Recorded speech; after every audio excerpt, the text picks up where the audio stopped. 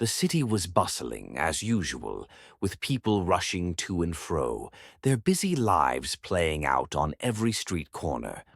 Among them was Danny, a mid-level executive who had recently secured a job at a prominent tech company. He had worked hard to get where he was, but still felt that life owed him more respect, more luxury, more recognition. He lived in a modest apartment and often commuted to work, riding in rideshare cars whenever he could avoid the hassle of driving. One afternoon, after a particularly grueling meeting, Danny ordered a ride through an app to take him home. As he slid into the back seat of the car, he barely looked up at the driver. He was too exhausted, his mind still swirling with the demands of work. The driver, a middle-aged man named Martin, was polite and quiet, a stark contrast to the hustle of Danny's busy mind. "Long day?" Martin asked, trying to make small talk. Danny sighed, running a hand through his hair. "Yeah, you could say that. Corporate world, you know. It's all about making the right connections, climbing the ladder. It's a lot of stress for not enough recognition. I just need to get home and forget about it for a while." Martin nodded, his eyes focused on the road. "Sounds rough. But hey, at least you've got a good job, right?" Danny scoffed. "Yeah, but it's not as glamorous as people think. You're constantly fighting to stay relevant, trying to impress people who don't really care about you. My boss doesn't even know my name, probably." Martin glanced in the rearview mirror. "I hear you, man. I'm sure it's tough." Danny leaned back in the seat, rolling his eyes. "You wouldn't understand. You're probably just doing this job to make ends meet." Martin's lips twitched into a faint smile. "I get that a lot." Danny chuckled. "I bet. It's gotta be tough, driving strangers around all day. I imagine you don't really have much of a career path here, huh? You're just getting by." Martin didn't respond immediately, his focus still on the road, his hands steady on the wheel. Danny, oblivious to the awkward tension he'd created, continued talking. "You know, I'm trying to make my mark in the world. Maybe someday I'll be running my own company, not stuck in a car, driving people who think they're better than me." There was a long silence in the car. Danny didn't notice it, but Martin was now fighting to keep his face neutral. He didn't care much for the insults, but he wasn't used to hearing someone so openly condescending, especially from someone who seemed so desperate to climb the corporate ladder. Finally, Martin cleared his throat. "Well, Danny, you might want to be careful with how you talk about people. You never know who you're dealing with."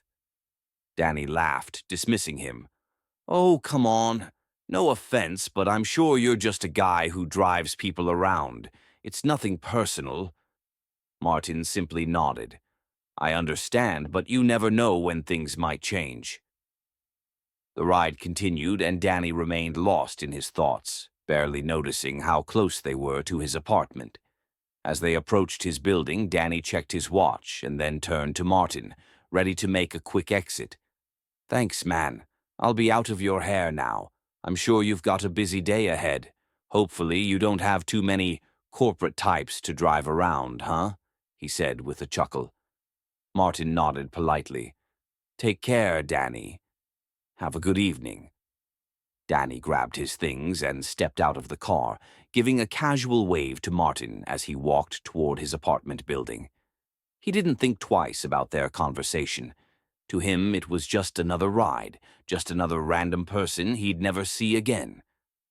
The next day, Danny arrived at work to an unexpected email from the higher-ups. His stomach sank as he read the subject line. "Urgent. Meeting with the CEO of Rideshare Industries." He couldn't believe his eyes.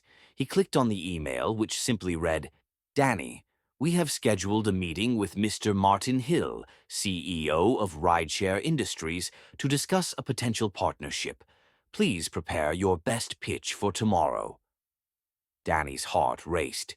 The CEO of Rideshare Industries? Was this a joke? Rideshare Industries was one of the largest rideshare fleets in the city, and he knew the company was worth millions. But Martin, the quiet, mild-mannered driver from yesterday, he was the CEO.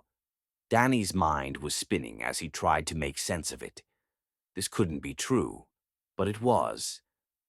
The next day, Danny entered the sleek, modern conference room at his company's headquarters, feeling a nervous energy coursing through him.